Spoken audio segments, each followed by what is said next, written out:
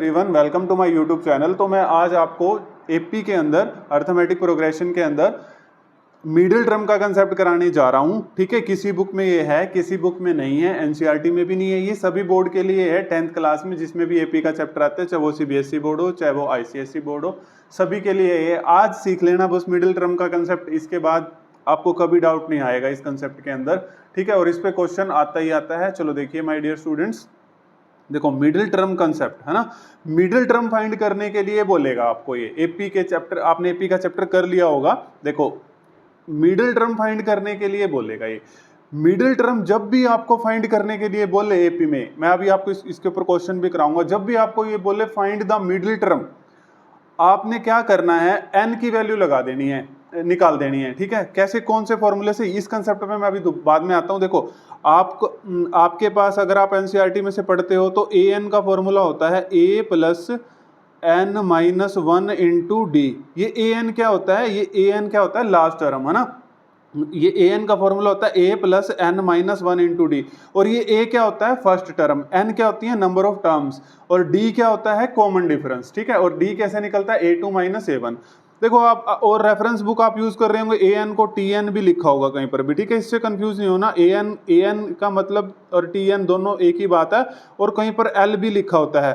ठीक है, एल मतलब लास्ट टर्म, इससे कंफ्यूज नहीं होना, इन तीनों की एक ही बात है। ठीक है, तो ए एन का फॉर्मूला हो गया A plus N minus one into D.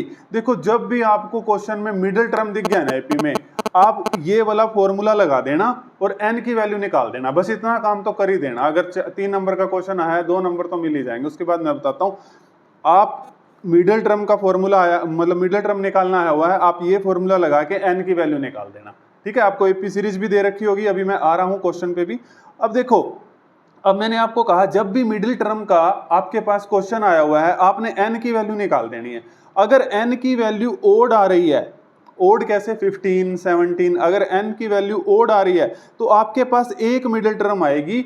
वो कैसे आएगी, n प्लस, जो भी n की वैल्यू आ रही होगी तो उसमें क्या कर देना, प्लस 1 डिवाइड बाई 2 वो, और ऊपर th मैंने इसीलिए लगा रखा है। मान लो इस पूरे को सोल्व करके 25 आ गया, तो 25th टर्म जो है वो आपकी मिडिल टर्म हो जाएगी। ठीक है, जब n की वैल्यू इवन आ रही होती है तो तब आपके पास मिडिल टर्म 2 निकलती हैं। कैसे निकालोगे, n तो यहां भी आ रहा होगा, n by two plus one th, यानी कि n by two plus one ये वाली टर्म आ जाएगी और n बाई टू ये वाली आ जाएगी। मान लो n 24 है तो 24 बाई टू 12, 12 प्लस वन 13, तो मिडिल टर्म क्या हो जाएगी, 13 टर्म।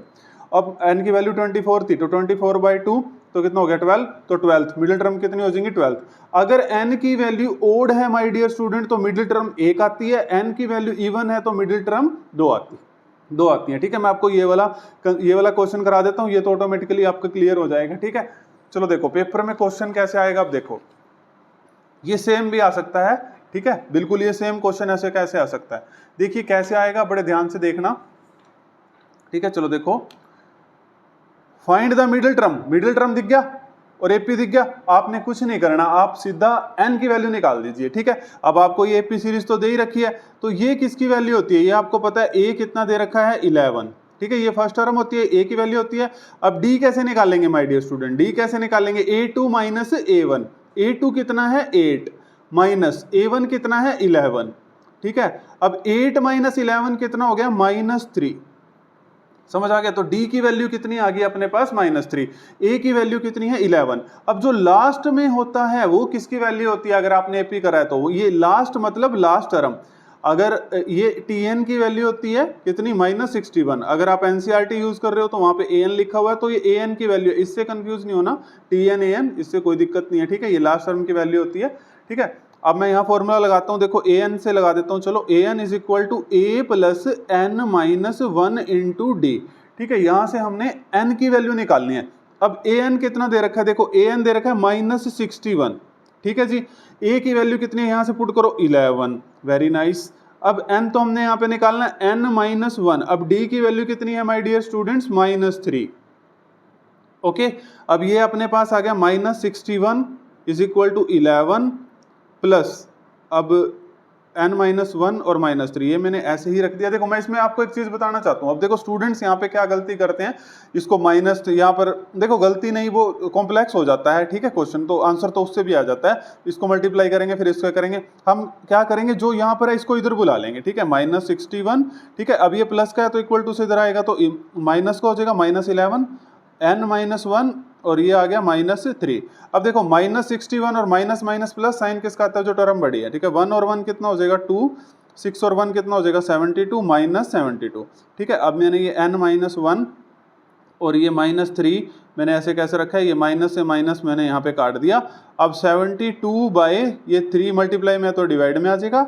अब इसको फटाफट से कट करते हैं, 3 दूनी 6 और 2 चौके 12, ये 72 किस पे कट जाएगा 24 पे, और 24 3 चौके 12, अभी ठीक है, ये 1 को इधर बुला लेंगे तो n की वैल्यू कितनी आ गई 24 + 1, n की वैल्यू कितनी आ गई माय डियर स्टूडेंट 25, ठीक है। उसने आपसे मिडिल टर्म पूछी है, मिडिल टर्म के क्वेश्चन में मैंने आपको जो चीज बताई वो आपने कर दी, ठीक है। यहाँ से हमने निकाला था 72 = n-1 3, और ये 3 डिवाइड में आया था n-1 और ये 1 इधर आ गया, 24 + 1, n की वैल्यू 25। इसने कहा था कि मिडिल टर्म निकालो। मैंने आपको कहा है कि जब भी मिडिल टर्म का क्वेश्चन आए आपने कुछ नहीं करना, आपने सीधा n की वैल्यू निकाल देनी है। अब आप इस ब्यूटीफुल कंसेप्ट पे आइए।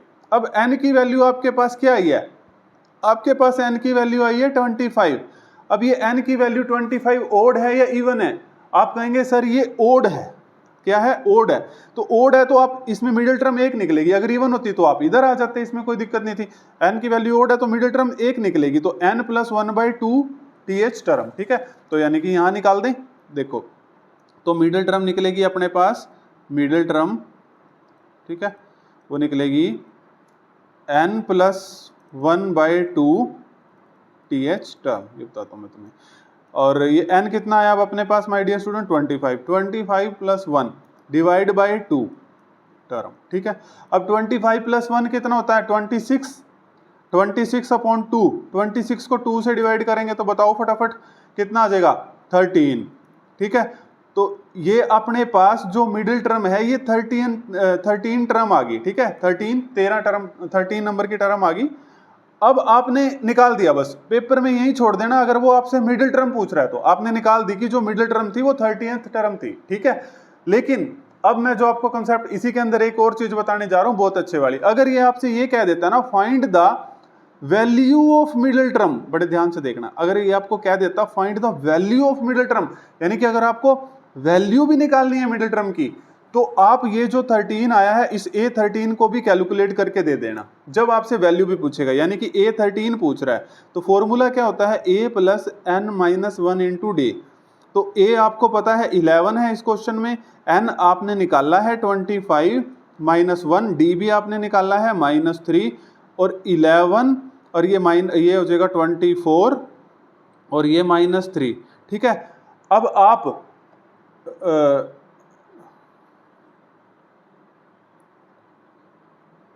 एक मिनट, इसमें एक मिनट, n की वैल्यू कितनी थी, ओ सॉरी 30th, हाँ देखिए क्या बता रहा था, नहीं इसमें 13, n की वैल्यू 13 लेनी थी, 25 ले ली, एक मिनट रुको, ठीक है। देखो A13 n की वैल्यू, ये 13th वैल्यू निकालनी थी ना, तो मैंने यहाँ पे 25 ये n ले लिया, लेकिन हमें तो मिडिल टर्म की वैल्यू निकालनी थी ना, तो यहाँ पे हमने 13 लेना है। चलो यहाँ कर देते हैं A + n-1 × d, ठीक है। अब A देखिए A कितना है अपने पास 11, ठीक है, n कितना है 13 -1 कितना हो जाएगा 12, n 13 है ना 12, और d की वैल्यू कितनी है माय डियर स्टूडेंट्स, d की वैल्यू आपने निकाली थी -3, ठीक है। तो A13 तो 11, अब ये कितना हो जाएगा 12 3 36, तो 11 - 36 फटाफट बताइए कितना आएगा -25, ठीक है। अब आपने वैल्यू भी बता दी, 13 टर्म की वैल्यू भी क्या है -25। देखो अगर आपसे खाली मिडिल टर्म पूछता है तो आपने यहां से मिडिल टर्म निकाल दी, ठीक है, जैसे n ओड आया आपने वो वाला सारा कंसेप्ट लगा दिया, तो यहां से 13 टर्म आ गई। अब वैल्यू पूछ लेना, अगर वैल्यू ऑफ मिडिल टर्म, तो आप ये भी निकाल के दिखाना, ठीक है। अब आप कोई भी क्वेश्चन ले लेना, अब इसके ऊपर आप प्रैक्टिस जरूर करना, 3-4 क्वेश्चन, कोई भी रेफरेंस एक्स्ट्रा बुक ले लेना, एनसीईआरटी में ये नहीं है, ठीक है। तो जब n की वैल्यू इवन आ जाती तो आप 2 मिडिल टर्म आ जाएगी, n/2 + 1, n/2 और मतलब n/2 + 1 और n/2, ठीक है। इससे इस तरीके से 2 मिडिल टर्म्स आ जाएंगी, ठीक है। अगर आपसे वैल्यू भी पूछेगा तो मिडिल टर्म की 2 वैल्यूज भी आ जाएंगी, ठीक है। तो इसको आपने प्रैक्टिस जरूर करना है। ठीक है, अगर आपको कोई दिक्कत है तो कमेंट बॉक्स में बताना। अगर आपको मेरी वीडियो पसंद आई है तो अपने फ्रेंड्स के साथ शेयर जरूर कर देना, ठीक है, ताकि उनके भी 3 मार्क्स ये पक्के हो जाएं। Thank you everyone.